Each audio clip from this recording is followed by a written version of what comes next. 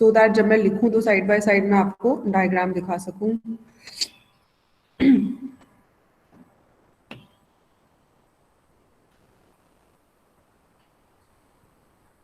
Okay, so this we are continuing with the comparison of import quota to an import tariff, and the first point over here we'll discuss in terms of increase in demand. अगर हमारा demand increase हो जाता है, और right मेघना and Kunal, अगर हमारा demand increase हो जाता है जिस कमोडिटी को हम इंपोर्ट कर रहे हैं, तो हमारा क्या इम्पैक्ट होएगा if we are using quota and if we are using tariff. अब एक बार प्लीज आप लोग जिन्होंने रिवाइज कर लिया, एक बार प्लीज क्विकली रिस्पॉन्ड करना। डिमांड इंक्रीज हो गया है तो हमारा प्राइस कोटा में इंक्रीज होएगा, डिक्रीज होएगा या सेम रहेगा? इंक्रीज होएगा, डिक्रीज होएगा या सेम रहेगा अगर हमने कोटा इंपोज किया है और इंपोर्ट कमोडिटी का डिमांड इंक्रीज करता है तो?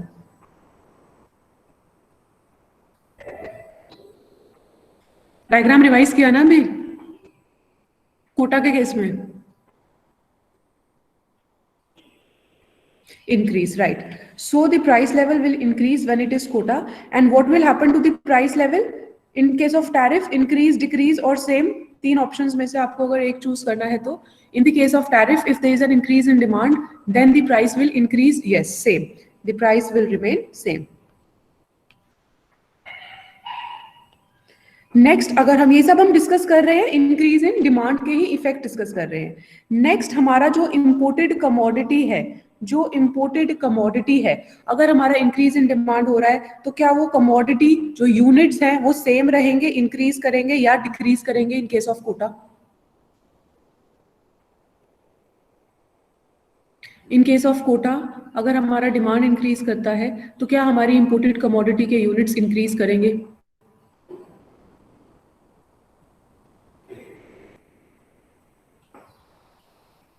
आई am waiting for the response. मेघना, आपने भी रिवाइज किया था। Devansh, you also almost revised, please respond.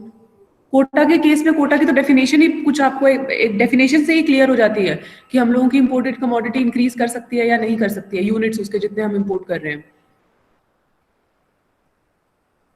Please respond. Question समझ नहीं आया क्या?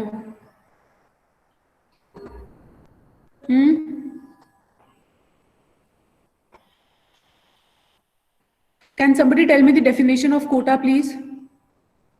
कोटा का डेफिनेशन कोई बता सकता है?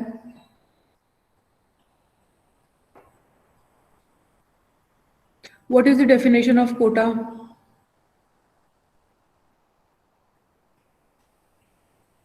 यार आप लोग बोल क्यों नहीं रहे हो? या तो मैं टॉपिक छोड़ दूंगी फिर कि अपने आप कर लेना। If you guys are not responding, I am shutting down the laptop right now. अभी मैंने आपको 5 मिनट देके बोला ये डायग्राम रिवाइज करो। उस दिन भी मैंने बोला था ये डायग्राम क्लियर है या नहीं है। कोटा की डेफिनेशन मैं आप लोगों से पूछ रही हूँ, आप लोग चुप बैठे हुए हो।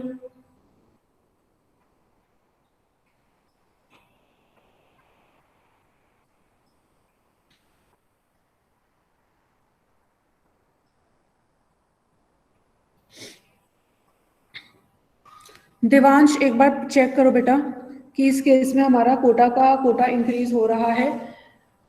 कोटा के केस में हम लोगों कोटा की डेफिनेशन क्या होती है देवांश? कोटा की डेफिनेशन क्या होती है? हम रिस्ट्रिक्ट कर देते हैं कि हम एक पर्टिकुलर अमाउंट से ज्यादा कमोडिटी को इंपोर्ट नहीं करेंगे, एक पर्टिकुलर अमाउंट से ज्यादा कमोडिटी को इंपोर्ट नहीं करेंगे।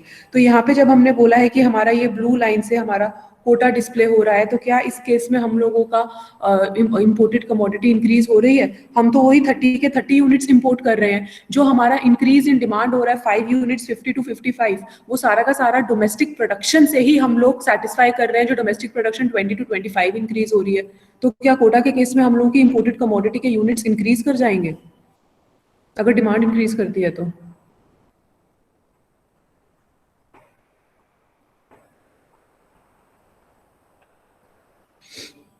No change. देवांश, आपको क्लियर हुआ है?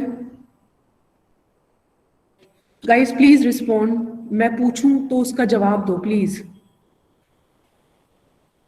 So the imported commodity will remain same. And what will happen in case of tariff? Tariff के केस में जो हमारा इंपोर्ट है वो इंक्रीज कर जाएगा या डिक्रीज करेगा? अगर हम लोग बोल रहे हैं कि हमारा डिमांड इंक्रीज हुआ है, डिमांड में राइटवर्ड शिफ्ट हुआ है, सो अगर हमने टैरिफ इंपोज किया है, अगर हम per unit tax suppose ad valorem tax impose कर रहे हैं, तो क्या हम लोगों की इंपोर्टेड कमोडिटी इंक्रीज करेगी? जितना हम इंपोर्ट कर रहे हैं क्या वो इंक्रीज करेगा, या वो सेम रहेगा, या वो डिक्रीज करेगा?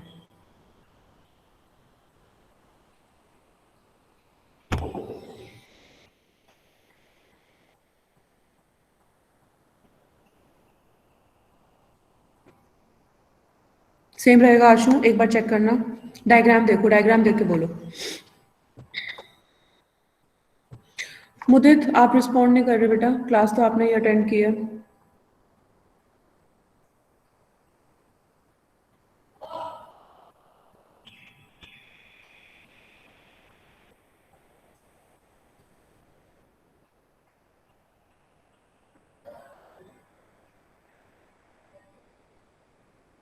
आशु अगर हम लोगों का, अगर हम लोग, क्या आप लोगों को ये डायग्राम क्लियर नहीं है क्या?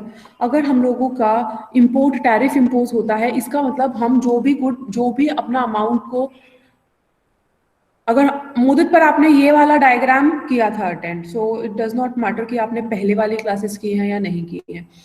अगर हम लोगों का टैरिफ इंपोज होता है और हम यहाँ पे इस ब्लू लाइन पे कंज्यूम कर रहे हैं, जो कि हमारा ad valorem 100% ad valorem tax है, जब हम $1 से $2 प्राइस पे जा रहे हैं, तो हमारा एक्चुअली कंजम्पशन कहाँ पे हो रहा है? इसके पॉइंट पे हो रहा है। तो क्या हम लोगों का इंपोर्टेड कमोडिटी का डिमांड इंक्रीज हो रहा है, इंपोर्टेड कमोडिटी इंक्रीज हो रही है या नहीं हो रही है? फ्राइडे को किया है ये diagram Ashu.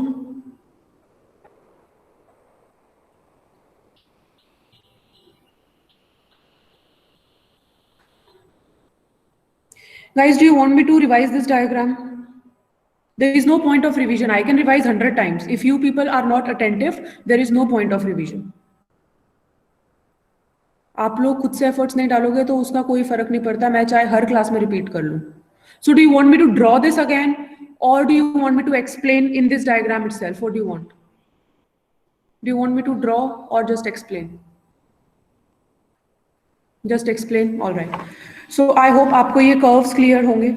dx is our initial, अब इसके ऊपर क्योंकि इतना ज्यादा ऑलरेडी ड्रॉ हो रखा है, तो मैं पेंसिल से इसके ऊपर और नहीं कर सकती, आपको देखना पड़ेगा कि मैं dx कहाँ बोल रही हूँ। सो दिस ब्लैक लाइन, जो हमारा ब्लैक डाउनवर्ड स्लोपिंग लाइन है, this is our original demand for the imported commodity. And यहाँ पे हम लोग जो इनिशियल कंज्यूम कर रहे हैं डोमेस्टिकली, एंड जो हम डोमेस्टिकली प्रोड्यूस कर रहे हैं और इंपोर्ट कर रहे हैं, वो हमारा इस ये रेड वाली लाइन से डिस्प्ले होएगा, जहाँ पे हमारा इनिशियल कंजम्पशन है। सो इनिशियल प्रोडक्शन है 10 यूनिट्स और हम लोग कंज्यूम कर रहे हैं यहाँ पे 70 यूनिट्स। इसका मतलब कि जो हम लोगों का बचा हुआ अमाउंट है, that actually needs to be imported, अगर हम बोल रहे हैं कि हम फ्री ट्रेड करते हैं तो। बट अब इसके ऊपर हम दो चीजों का कंपैरिजन देख रहे हैं, one is our import tariff and the other is import quota. तो सबसे पहले हम बोलते हैं कि ठीक है, इस केस में हमने कोटा इंपोज कर दिया कि हम लोग 30 यूनिट्स से ज्यादा, कि हम लोग 30 यूनिट्स से ज्यादा इंपोर्ट नहीं कर सकते हैं, ये हमारा सपोज कोटा स्पेसिफाइड है, ठीक है। और इस केस में अगर हमारी डिमांड इंक्रीज हो जाती है, तो चलो पहले आप सिर्फ 30 यूनिट्स का हम लोग समझते हैं। सो सपोज कि हमने इसके अंदर कोटा इंपोज किया कि हम 30 यूनिट से ज्यादा नहीं इंपोर्ट करेंगे। So this 30 units will be reflected by this 20 and this 50। Price क्यों हमारा इंक्रीज हो गया है कोटा इंपोज करने के बाद? क्योंकि पहले जो कमोडिटी हमको फ्री ट्रेड $1 पे हम लोग इंपोर्ट कर पा रहे थे, अब उस कमोडिटी को गवर्नमेंट ने रिस्ट्रिक्ट कर दिया है कि हम उसको 60 यूनिट्स नहीं लेंगे, हम उसको सिर्फ 30 यूनिट्स लेंगे। तो उसका सप्लाई जब हमारा डोमेस्टिक कंट्री के अंदर रिड्यूस हो गया है, there is excess demand and there is shortage of supply. This has led to the upward movement in the price of this commodity. Because of this upward movement, हम लोगों का जो demand पहले 70 जा रहा था, अब वो 50 जा रहा है। There is a reduction because of this upward movement in the price level, because the government has imposed a quota that no more than 30 units can be imported into the country. क्या आपको ये point clear है? मैंने Friday को भी ऐसे ही point by point आप लोगों से क्लैरिटी मांगी थी, but things just slipped out of your mind. क्या यहाँ तक क्लियर है? क्या ये पॉइंट क्लियर है?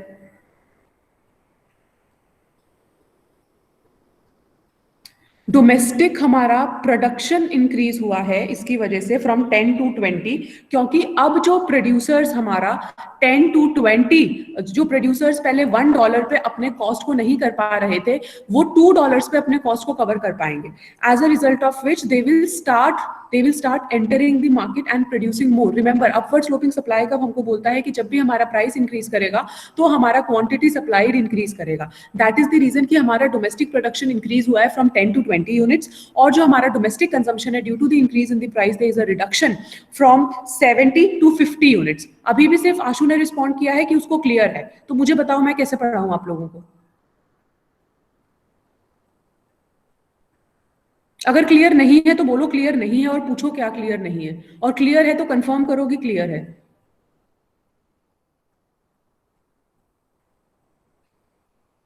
Sanjana, price line is horizontal red line. Price line is horizontal red line. ये तो हमने पिछले पिछले चैप्टर में भी किया है, चैप्टर 8 में भी किया है हम लोगों ने. ये तो फ्री ट्रेड प्राइस लाइन है, उसके ऊपर जब हम कोटा इंपोज करते हैं तो प्राइस लाइन ऊपर शिफ्ट हो जाती है. अब हम बोल रहे हैं कि अगर हमने इंपोर्ट टैरिफ का जो डायग्राम पहले किया था, हमने 100% टैरिफ इंपोज किया है, जिसकी वजह से हमारा 1 to 2 हम 50 तक ही जाएंगे. स्टिल एक्सेस डिमांड तो है नहीं. एक्सेस डिमांड कैसे है पीयूष? पीयूष, ये आपकी फर्स्ट क्लास है, मुझे ऐसा लगता है आपने इससे पहले इस चैप्टर से एसोसिएटेड क्लासेस नहीं ली है. एम आई राइट पीयूष? तो पीयूष, मैं आपको रिक्वेस्ट करूंगी, क्योंकि मैं रिकॉर्डिंग्स अपलोड नहीं कर रही हूं, तो आप प्लीज इसको एक बार पहले से अपना चैप्टर से ना अपनी पीडीएफ जो मैंने अपलोड की है वहां से रीडिंग करके आओ. क्योंकि अब अगर मैं आपको ये समझाने लग गई कि यहाँ पे एक्सेस डिमांड कैसे है और कैसे नहीं है, तो जो बच्चे रेगुलर अटेंड कर रहे हैं ये उनका टाइम वेस्टेज है. या तो आप ट्यूट में आओ, ट्यूट में मैं आपको बता दूंगी, बट लेक्चर में it will not be possible. Okay, Devansh, is it clear to you till here? And Meghna and all the people who are Rahul, who are there every day, Parth. ठीक है. उसके बाद अब हमने बोला है tariff का डायग्राम तो हमको क्लियर है. टैरिफ में हमने बोला कि अगर हम लोग 100% एड वैलोरम टैक्स इंपोज कर देते हैं तो हमारा ऑटोमेटिकली ये $1 से $2 पे चला जाएगा, और हमारा सेम इफेक्ट होएगा जो हमारा कोटा में इफेक्ट होता है, जो अभी हमने डिस्कस किया कि 10 to 20 इंक्रीज हो जाएगा. और हमारा इस केस में पर ये जो हमारा 50 है, 70 से हम लोग यहाँ पे 50 पे आ जाएंगे. That is the same effect जो हमारा कोटा में है. अब जो हमको डिस्कस कर रहे हैं हम लोग, वो हम कर रहे हैं कि अगर हमारा इंक्रीज इन डिमांड होता है तो हमारा क्या इफेक्ट होएगा अगर हम कोटा इंपोज करते हैं और टैरिफ इंपोज करते हैं तो. So this is the next part of the diagram that I am starting with. अगर इससे पहले कुछ भी क्लियर नहीं है आप लोगों को तो अभी पूछ लो. This is the next part of the diagram that I am starting with. So now I'm saying that suppose the demand has increased. Now demand has increased, which means कि लोगों की taste and preferences change हो गए हैं. Demand has not increased due to the reduction in the prices, and that is why there is a shift in the demand curve. That is why there is a shift in the demand curve. As you can see from dx, this black line, it has shifted upward, rightward. That is dx dash जो हमने green line से display किया है. ठीक है. अब हमको देखना है ये increase in demand का कोटा की टर्म्स में. कोटा इंपोज्ड है तो कंट्री पे क्या इफेक्ट होएगा, टैरिफ इंपोज्ड है तो कंट्री पे क्या इफेक्ट होएगा. So now we are saying अगर कोटा है, पहले हम कोटा का केस डिस्कस कर लेते हैं. अगर कोटा है तो कोटा ने क्या बोला है, 30 यूनिट से ज्यादा हम लोग इंपोर्ट नहीं कर सकते हैं, गवर्नमेंट का रिस्ट्रिक्शन है. इसका मतलब 30 यूनिट से ज्यादा नहीं कर सकते हैं. तो उस केस में जो डिमांड हमारी इंक्रीज होती, अगर नॉर्मल सिनेरियो होता तो वो हमारा पॉइंट के तक इंक्रीज होता, पॉइंट के तक इंक्रीज होता, क्योंकि ये हमारा न्यू डिमांड कर्व है. तो जो एग्जिस्टिंग प्राइस लेवल है $2, उस एग्जिस्टिंग प्राइस लेवल पे जो डोमेस्टिक कंज्यूमर्स हैं वो अपना 65 यूनिट्स कंज्यूम करना चाहते हैं. बट गवर्नमेंट ने बोला आप 65 नहीं कर सकते हो, मतलब यू कैन डू 65, बट आप 30 यूनिट से ज्यादा इंपोर्ट नहीं कर सकते हो. तो जब हम लोग ये बोल रहे हैं कि 30 यूनिट से ज्यादा हम इंपोर्ट नहीं कर सकते हैं, पहले ही हमारा एक एक्सेस डिमांड सिनेरियो की वजह से हम लोग $1 से $2 पे गए थे. अब तो हमारा डिमांड 50 से इंक्रीज होके 65 हो गया है. तो इकोनॉमी में और ज्यादा एक्सेस डिमांड हो गई है, as a result of which our price has increased from $2 to $2.5. Please confirm ये वाला phase of increase in price clear है. ये इंक्रीज इन प्राइस क्लियर है?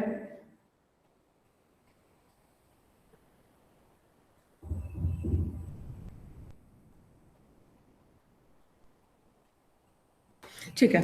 सो नाउ अब जहां पे डोमेस्टिक कंज्यूमर्स $2 पे ये 70 यूनिट्स कंज्यूम करने को रेडी थे, क्योंकि अब प्राइस इंक्रीज हो गया है, downward sloping demand curve, negative slope demand curve.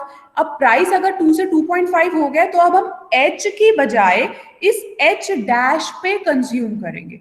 इसका मतलब हम लोग instead of consuming 65 we are going to consume 55 units, because due to the excess demand the price has increased, and this increase in price has led some consumers outside the market because they are not willing to pay $2.5. ये effect हमारा consumption पे हुआ है कोटा की वजह से. Production पे क्या होएगा? डोमेस्टिक प्रोडक्शन पे अब क्योंकि हमारा प्राइस 2 से $2.5 हो गया है, तो हम सप्लाई साइड देखेंगे तो क्या होगा? प्राइस इंक्रीज होता है, upward sloping supply curve, positive relation between the price and the quantity supplied, as a result of which, due to the increase in this price level, the domestic production has increased from this point J to point J dash. That is, now instead of producing 20 units, the producers, domestic producers, are going to produce 25 units. तो हम लोगों का domestic production 5 unit से increase हुआ है, और domestic consumption भी 5 unit से इंक्रीज हुआ है, फ्रॉम 50 टू 55. सारी चीजें आपको मैंने नोट कराई हुई है इस डायग्राम से एसोसिएटेड. इसका मतलब हम लोगों का जो अभी भी इंपोर्टेड कोटा है वो हमारा 30 यूनिट्स पे रिस्ट्रिक्टेड है. हम लोग 30 यूनिट्स ही ले रहे हैं कोटा भी. तो कोटा के हिसाब से जो भी हमारा इंक्रीज इन एक्सेस डिमांड हुआ है ना, ये जो डिमांड इंक्रीज हुई है 5 यूनिट्स की, ये increase in demand of 5 unit सारा का सारा increase in production, domestic production से हम लोग सेटिस्फाई कर रहे हैं. ये इफेक्ट होता है कोटा का. क्या अभी क्लियर है? कोटा का इफेक्ट क्लियर है?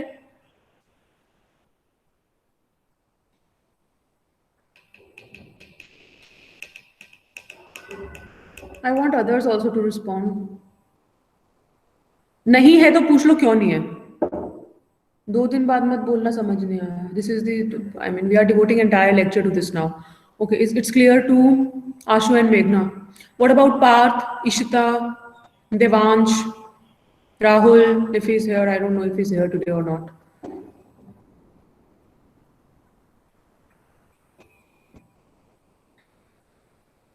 Okay, now let us see tariff. Remember, question के आंसर अभी भी आप ही को करने हैं. मैं ऊपर वाला टेबल नहीं कंप्लीट करूंगी, वो आप ही लोग कंप्लीट करोगे. मैं आपको डायग्राम एक्सप्लेन कर रही हूँ. अब हम टैरिफ का इफेक्ट देखते हैं. सो टैरिफ के केस में गवर्नमेंट ने किसी भी तरीके का यूनिट्स के ऊपर रिस्ट्रिक्शन नहीं लगाया है, क्वांटिटी के ऊपर रिस्ट्रिक्शन नहीं है. ठीक है, उन्होंने बोला है कि हम लोग कितना भी इंपोर्ट कर सकते हैं, अगर आप लोग 100% टैरिफ दे दो, और कितना भी हम लोग इंपोर्ट कर लेंगे.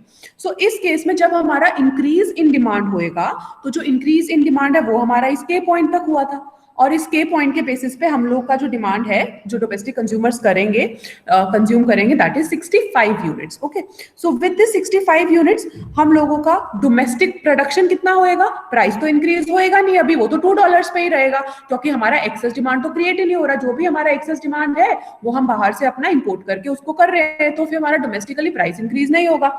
तो ये हम लोग डोमेस्टिक प्रोडक्शन हमारा जे पॉइंट पे ही होएगा. दैट इज डोमेस्टिकली हम लोग 20 यूनिट्स ही प्रोड्यूस करेंगे, बट हमारे कंज्यूमर्स जो है वो 65 यूनिट्स को कंज्यूम करेंगे. इसका मतलब जो हमारी इंपोर्टेड कमोडिटी है वो पहले जो 30 यूनिट्स हो रही थी, अब जो हमारा ये 15 यूनिट्स का इंक्रीज इन डिमांड हुआ है फ्रॉम 50 यूनिट्स टू 65 यूनिट्स, ये एडिशनल 15 यूनिट्स भी हम लोग इंपोर्ट करेंगे.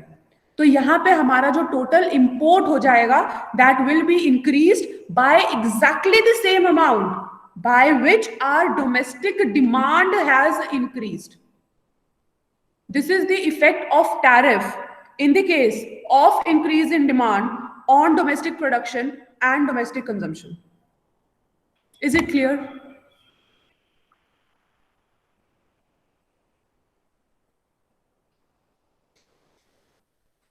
Guys, is it clear? Revise क्या किया था आपने फिर पहले? आशु, इशिता, आप लोगों को क्लियर है? Sanjana, Ishita, what do you want me to explain, the consumption part or the production part or both?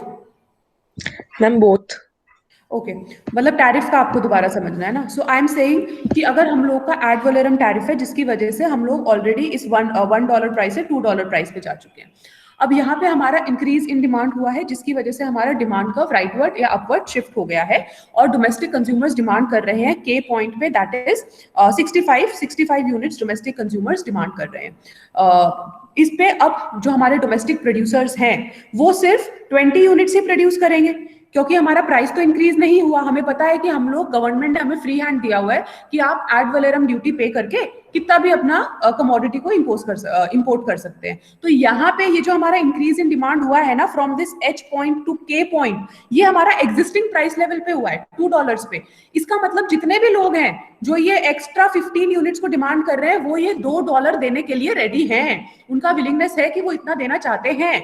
तो इसकी वजह से हमारा, और ये उनको इजीली मार्केट से मिल भी जाएगा, इंपोर्ट ड्यूटी पे करो जो ये $2 वाली है और अपना इंपोर्ट कर लो. तो हमारा डोमेस्टिक इकोनॉमी के अंदर किसी भी तरह का एक्सेस डिमांड सिनारियो अकर ही नहीं होगा.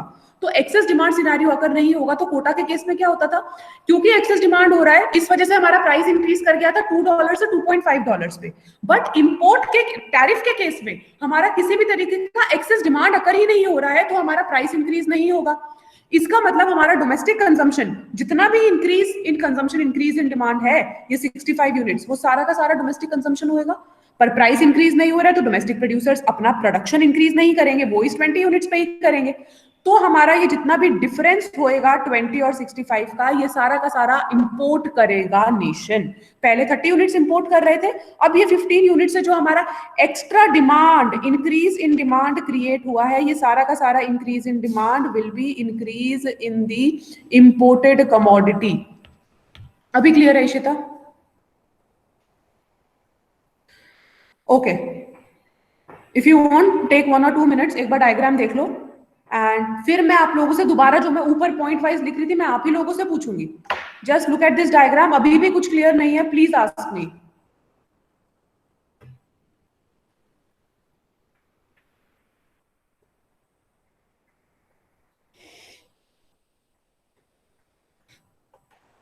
There is just one enthusiastic student in the class जो हमेशा आ जाते हैं, the dogs of the college.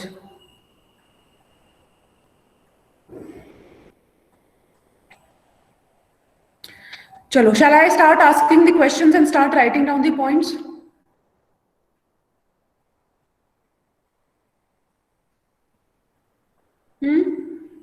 I hope अभी किसी को कोई डाउट नहीं होगा.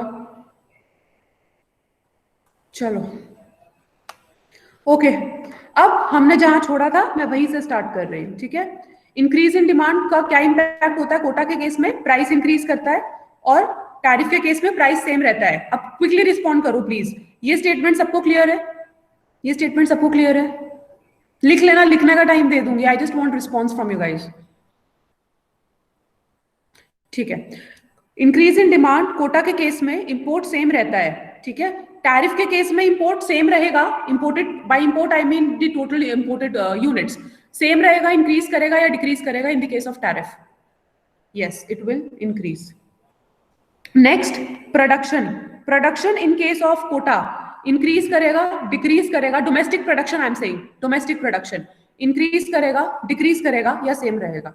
या इंक्रीज करेगा. And in case of tariff, the production will, yeah, it will remain same. Okay, next point, consumption. In the case of quota, domestic consumption I am saying, in the case of quota, domestic consumption will be, domestic total consumption.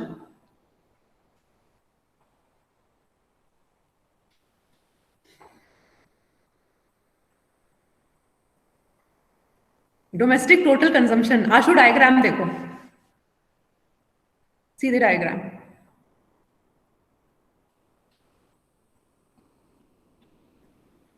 Kota के case में जब demand increase हो रही है तो हमारा final consumption कहाँ? Yes, it is increase by 5. It is increase by 5 units from 50 to 55. Good Raj, at least आज आप हो तो आप रिस्पॉन्ड कर रहे हो. आशु 50 से 55 इंक्रीज हो रहा है ना? 50 से 65 होना चाहिए था. पर हुआ है 50 से 55, but increase in domestic consumption तो हुआ है।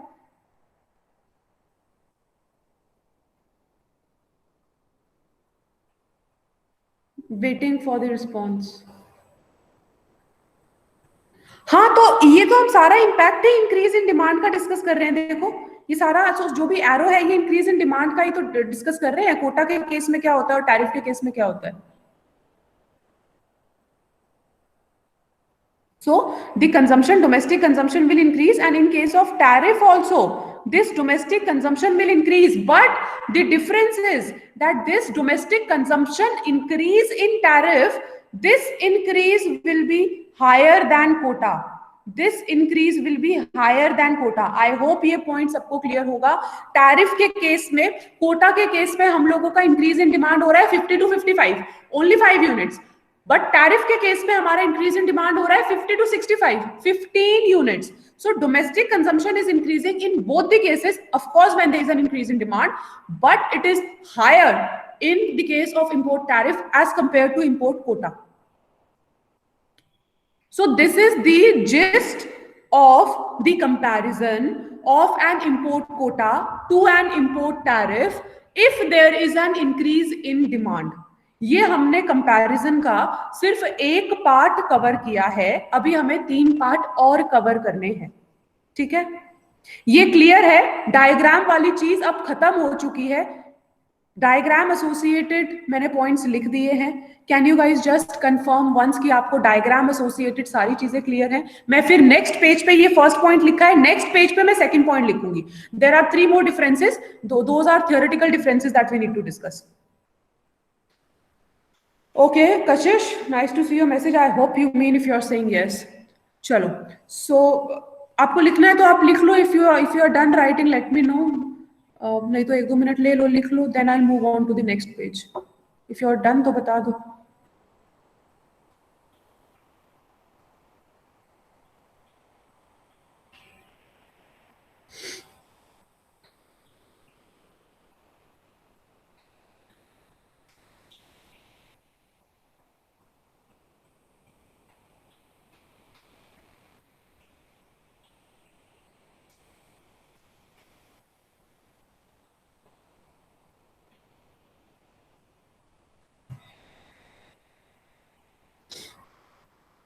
चलो, आई एम अज्यूमिंग आपने लिख लिया होगा.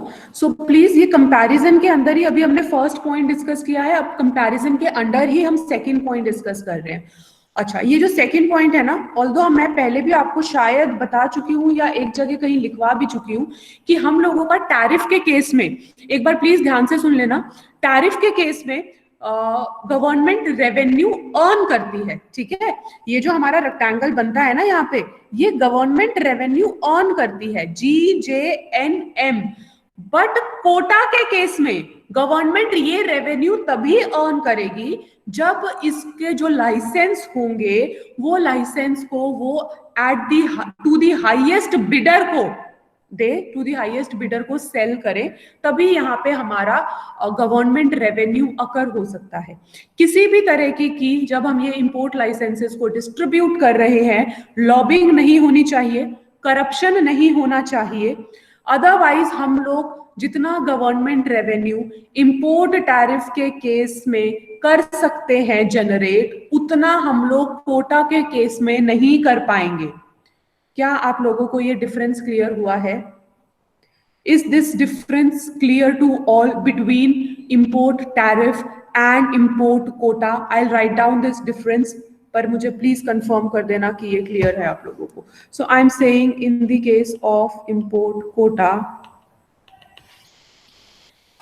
If we talk about, clear नहीं है आशु? चलो मैं एक बार आपको फिर से क्लियर कर देती हूँ. क्या आपको ये चीज क्लियर है कि अगर हम लोग टैरिफ इम्पोज करते हैं तो हमारा जो गवर्नमेंट रेवेन्यू अकर होता है वो ये रेक्टेंगल JHNM ये अकर होता है? क्या ये चीज क्लियर है आपको? ये तो हमने पिछले चैप्टर में भी की थी, ठीक है.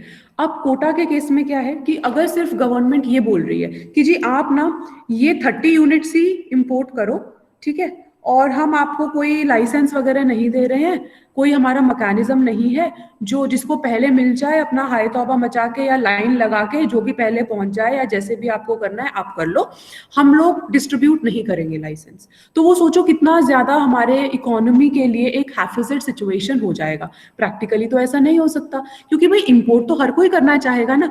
अगर कोटा लगा हुआ है और उस कोटा किस चीज पे लगा है, आप ये देखो, कोटा लगा है हमारा, गवर्नमेंट ने बोला है जो भी प्राइस है, हमें नहीं मतलब कि क्या प्राइस चल रहा है इकोनॉमी में। तो अभी अगर ये फ्री ट्रेड प्राइस है $1, तो गवर्नमेंट ने बोला जो भी प्राइस चल रहा है ना, आप 30 यूनिट से इंपोर्ट करो। तो सारे के सारे जो प्रोड्यूसर्स हैं, जो यहाँ पे डोमेस्टिक प्रोड्यूसर्स इस इंपोर्ट कोटा को हम तक पहुंचाएंगे, जो मीडिएटर्स हैं, वो क्या चाहेंगे कि अरे वाह, वहां से तो फ्री ट्रेड से तो हम लोग $1 का ले लेते हैं, बट क्योंकि यहाँ पे अब गवर्नमेंट ने हमारा 30 पे रिस्ट्रिक्ट कर दिया है, इसका मतलब यहाँ पे एक्सेस डिमांड तो होना ही होना है, जिसकी वजह से प्राइस इंक्रीज करेगा। तो ये जो सारा का सारा बेनिफिट है ये हम लोग ले लेंगे। तो हर कोई चाहेगा कि हम लोग इसको फटाफट से ले लें, बट ये हमारी इकोनॉमी के लिए बहुत हैफिजर सिचुएशन हो जाएगी।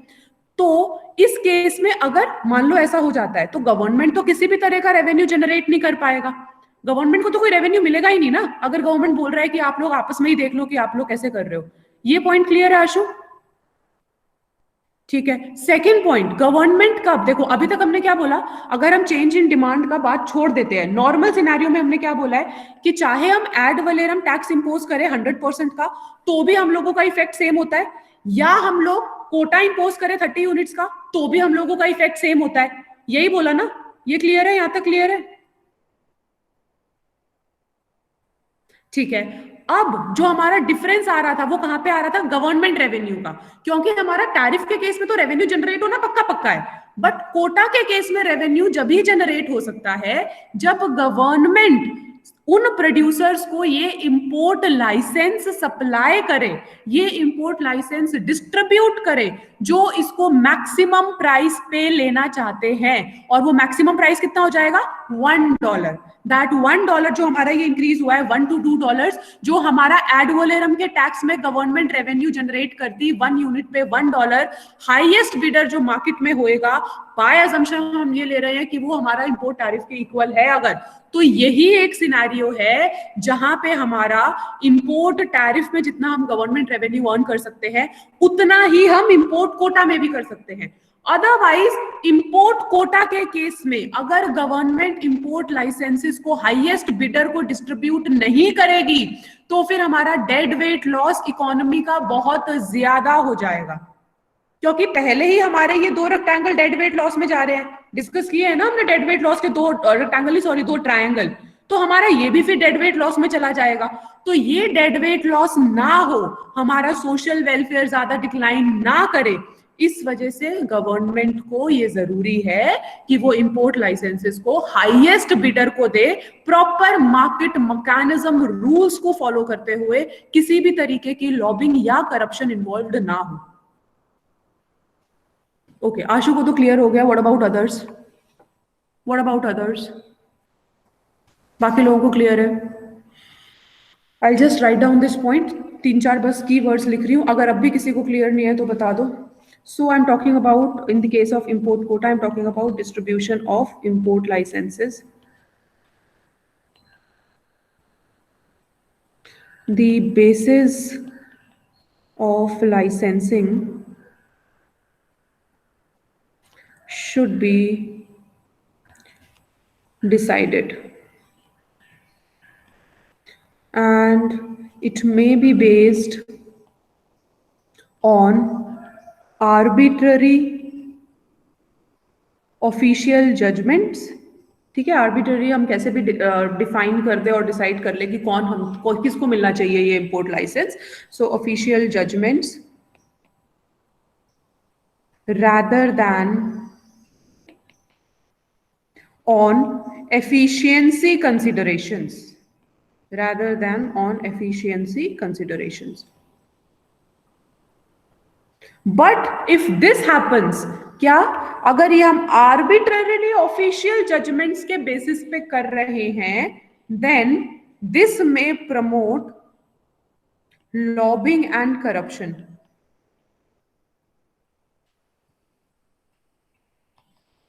This may promote lobbying and corruption, and in turn this will replace the market mechanism, and in turn this will replace the market mechanism.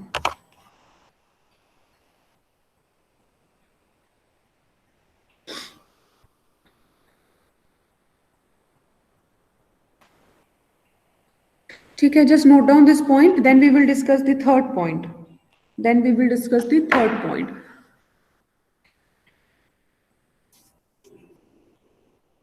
इसके बाद एक पॉइंट और है, पर वो सारा पॉइंट आज नहीं हो पाएगा. So after this third point I just take your attendance.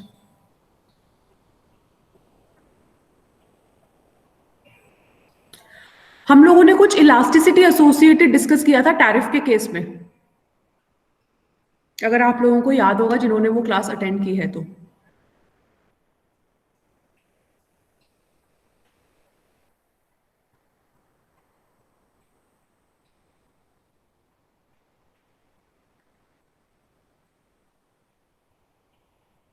Okay, just waiting for you guys to just note this down.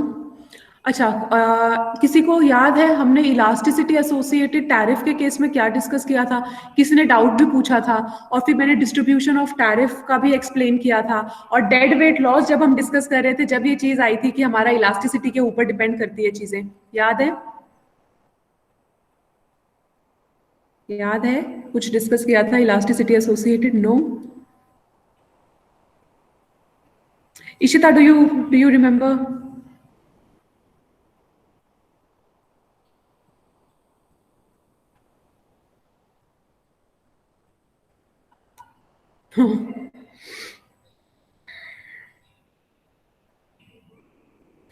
चलो, अब मुझे पता नहीं वो पॉइंट मैंने कहाँ लिखा होगा, नहीं तो मैं आपको वो भी दिखा देती जैसे पहले की क्लास में दिखाया था कि देखो मैंने क्लियरली लिखी है चीजें. कोरोलरी वाली चीज जब मैंने आपको दिखाई थी, factor equalisation theorem, elasticity of demand of this imported commodity and supply of this imported commodity.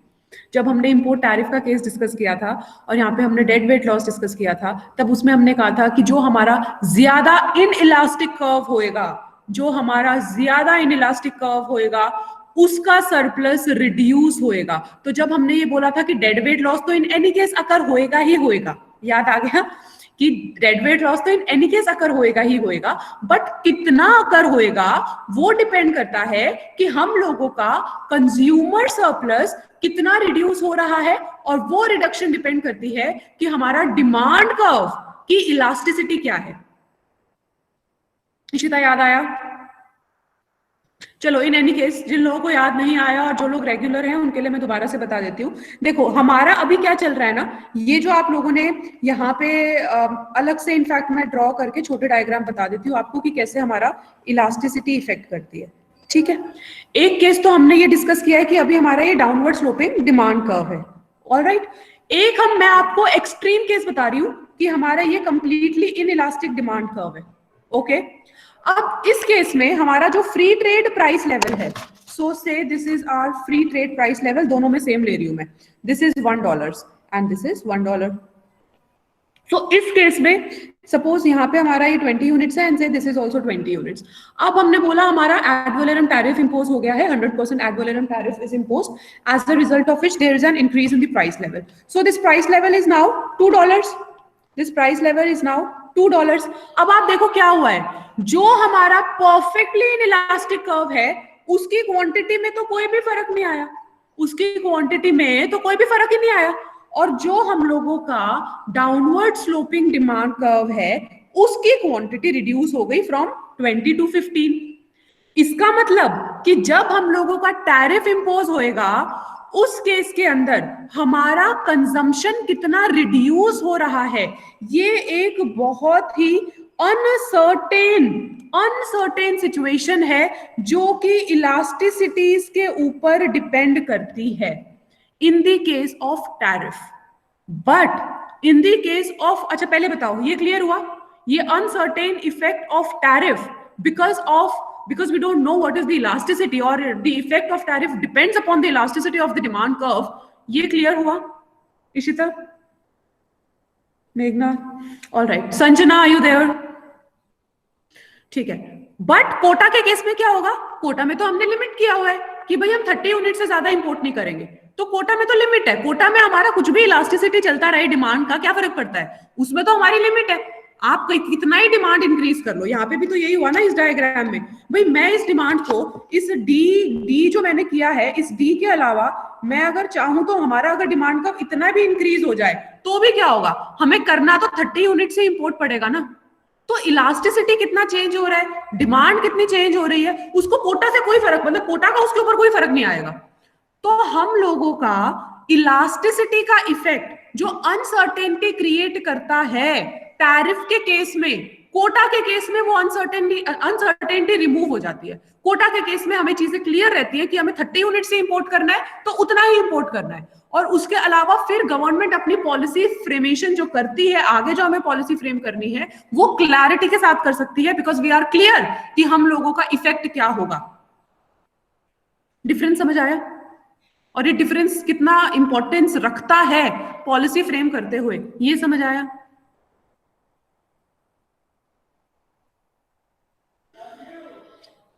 I'll just write down this point and just confirm that it is clear. नहीं है तो बता दो, मैं दोबारा से I'll explain. So I said that it's clear only to Ashu that present. Present? Who is present? Who was this present student? I would like to know. कौन present है ये? मुझे रिकॉर्डिंग में पता चल जाएगा बेटा कौन हो आप, या तो आप खुद से बता दो, अभी बता दो। इतने लॉस्ट हो आप कि आप प्रेजेंट बोल रहे हो?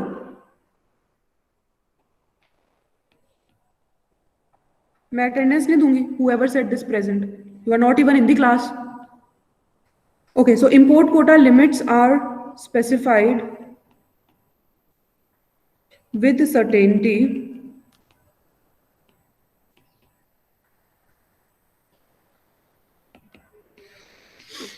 while the trade इफेक्ट मतलब हमारा इंपोर्ट के ऊपर क्या चेंज हो रहा है, उसको हमने ट्रेड इफेक्ट बोला था ना। टैरिफ के केस में 4 तरीके के इफेक्ट डिस्कस किए थे, consumption effect, production effect, revenue effect and trade effect, कि हमारा इंपोर्ट कमोडिटी के केस में कितना चेंज हो रहा है। So while the trade effect of an import tariff may be uncertain as the shape of elasticity of demand of this imported commodity X and supply of this domestic supply of this imported commodity X is unknown. This is the second point of difference, the third point of difference. The last point is still left, that is associated with foreign exporters. So tomorrow we'll be doing this point of foreign exporters, and the next topic in this chapter is export subsidy. अभी हमने discuss किया import tariff, कल हम discuss करेंगे export subsidy और उसका effect क्या होता है। So that's like completely opposite thing that we are discussing. हम अपने एक्सपोर्ट्स को प्रमोट करने के लिए सब्सिडी प्रोवाइड कर रहे हैं। जो हमने आज डिस्कस किया है, which is in some way repetition of what we discussed on Friday, वो था कि हम अपने इंपोर्ट्स को रिड्यूस करने के लिए क्या करते हैं। तो ये दोनों चीजें हमारे लिए कैसे हेल्पफुल है कि हम ट्रेड बैलेंस अपना कैसे इंप्रूव कर सकते हैं, इंपोर्ट्स को कम करके और एक्सपोर्ट्स को इंक्रीज करके। So tomorrow we'll be discussing export subsidy. There is a bit theory in that, and then there is a diagram. जैसे import tariff का किया है वैसे ही उसके अंदर diagram भी है. If there is anything that you want to ask, please ask, and I'll just take your attendance.